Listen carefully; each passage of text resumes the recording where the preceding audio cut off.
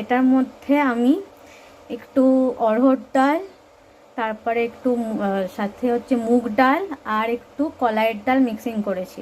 Ratio হচ্ছে অড়হর ডাল টু মুগ ডাল টু কলাইয়ের ডাল, মানে 2:1:1।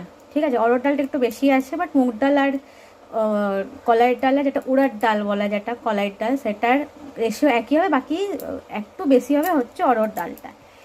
এর মধ্যে এবার আমি স্বাদ মতো নুন দেব, ঠিক আছে, একটুখানি হলুদ, আর সাথে একটু দেব কাশ্মীরি মির্চ।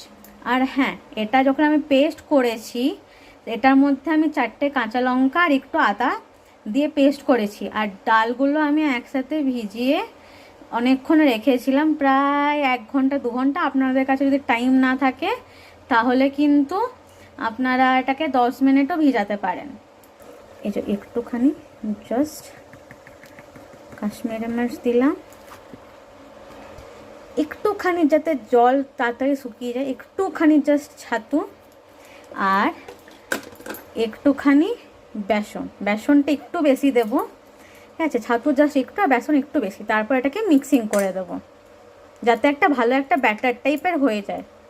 ব্যাটার রেডি হয়ে যাওয়ার পর এটাকে অ্যাটলিস্ট 30 মিনিটস আমরা ঢাকা দিয়ে দেবো, দিয়ে তারপরে আমরা ভাজবো। আপনারা যদি কম তেলে ভাজতে চান তো ননস্টিকে করবেন, না হলে এমনি নর্মাল কড়াইতে করবেন। তো এটা আমি 30 মিনিট মতো ঢাকা দিয়ে দিলাম আমি রেস্টের জন্য। বাকি যখন খুলবো তখন আপনারা দেখতে পারবেন আসল ব্যাটারটা কি হয়েছে।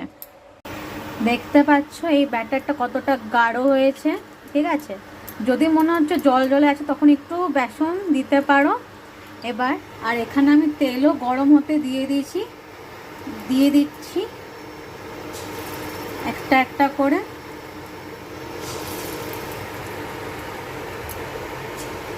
মিডিয়াম আছে এগুলো ভাজতে হবে।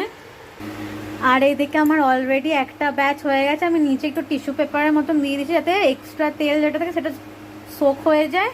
তো এটা আমার এখন মেনু তৈরি হচ্ছে, তো বাকিটা হোক, পুরোটা নিয়ে আমি ফেরত আসছি। আমার প্রায় সবগুলোই ভাজা হয়ে গেছে।